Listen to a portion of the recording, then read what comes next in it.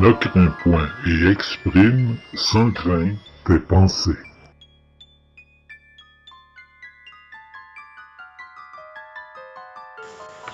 Comment peut-on enfanter là où l'on n'a plus besoin d'engendrer? Toutes ces choses qui pourraient te sembler faciles à comprendre, comme tes mouvements qui se reflètent en bougeant devant le miroir, n'ont plus la même transparence, et de cela je ne saurais te renseigner, mais pour que tes désirs soient satisfaits, j'appelle Dante, et je le prie de te guérir de tes appréhensions. Si je lui dévoile en ta présence comment ont été violés les desseins éternels, je ne serai excusé que de ne t'avoir point opposé un refus. Si ton esprit, mon fils, est réceptif à mes paroles, elles éclairciront la question que tu poses. Le sperme est l'aliment qui ne se boit point comme un breuvage sur la table. Il prend dans le cœur la vertu qui donne leur forme, leur essence et leur nature aux membres de l'homme, de la même manière que celui qui va dans les veines se changer en eux. Encore digéré, il descend dans les testicules et puis de là il s'écoule dans la matrice, ce vase naturel où il se mélange au sang de la femme. L'un et l'autre se rencontrent à cet endroit, l'un est disposé à subir, l'autre à agir grâce à la perfection du lieu de leur origine.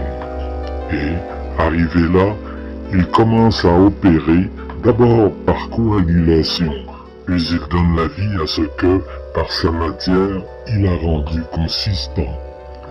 Sa vertu active, devenue âme végétative comme celle d'une plante, a cette différence qu'elle n'est pas encore parfaite et elle commence à alimenter les organes.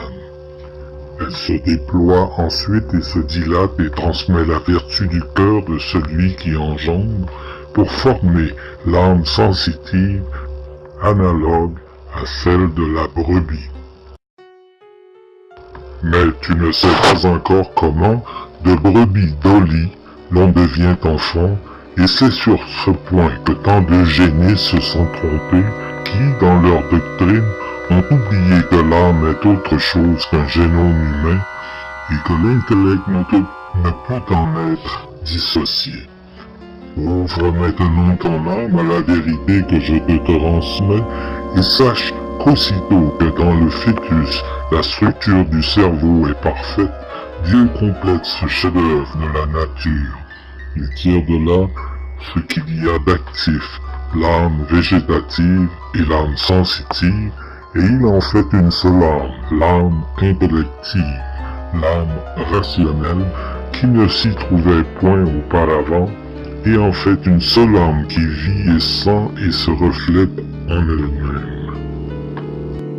Pourquoi Dieu, dans sa grandeur, aurait-il créé unique mon cher Marteau, alors que celui qui se croit être Dieu et qui n'en a point les outils, voudrait créer un clone de toi qui te soit identique? C'est que ce géniteur est incapable d'aller au-delà de l'âme sensitive de Dolly, et l'enfant qu'il croit engendrer n'est qu'un robot sans raison et sans âme.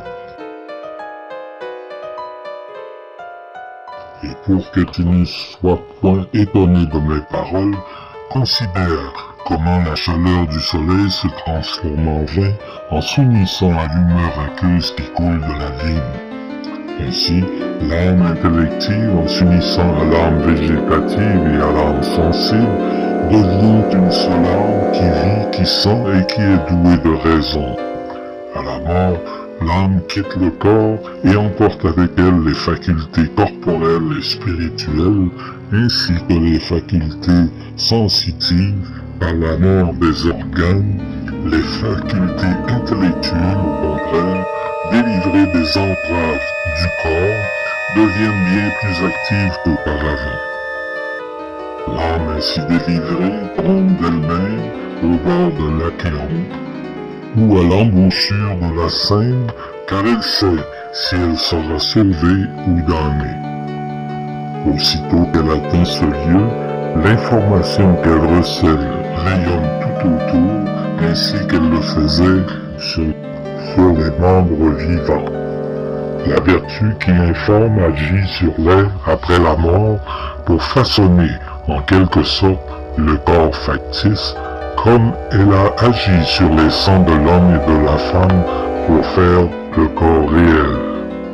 Et comme elle tire de là sa visibilité, elle est appelée Umbra, qui signifie notamment apparence.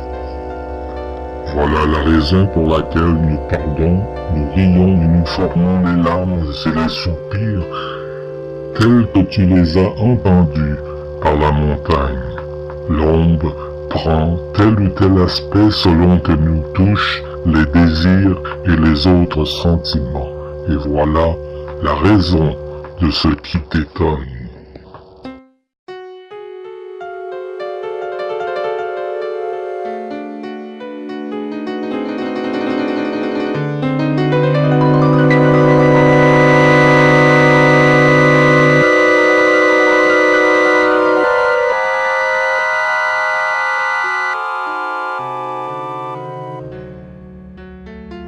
Il faut ici être vigilant et bien regarder, car on pourrait facilement se tromper.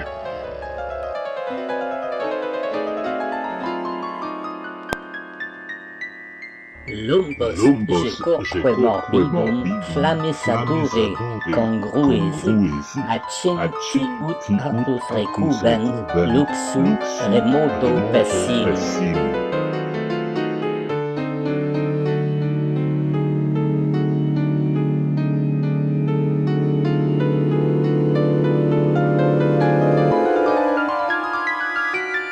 Je ne connais point le plaisir de l'enfantement, ne sachant plus comment engendrer.